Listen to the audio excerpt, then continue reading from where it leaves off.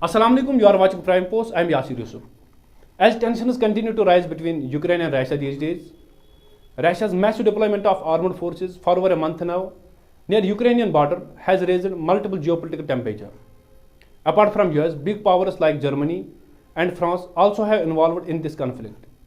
Before we go ahead, we need to understand why Russia began military buildup near Ukrainian border, what it actually wants from West.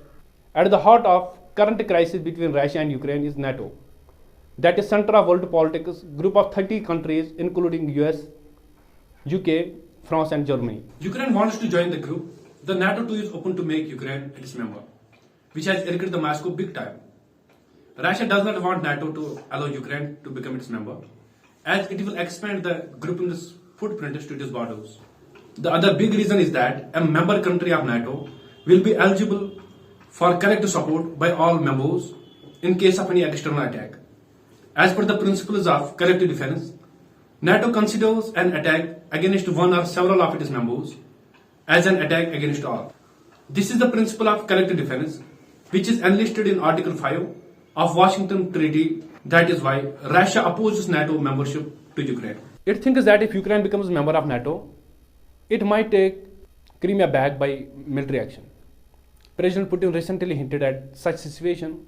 If Ukraine becomes part of NATO, let us imagine Ukraine is a part of NATO and starts these military operations. Russia therefore is demanding the West to pull NATO forces out of Eastern Europe and never expand it into Ukraine.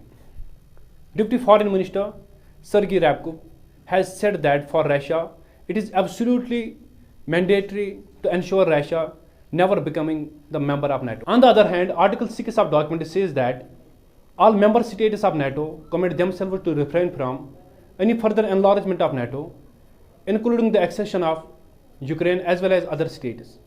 Well, that is it for today. For more updates, keep watching Prime.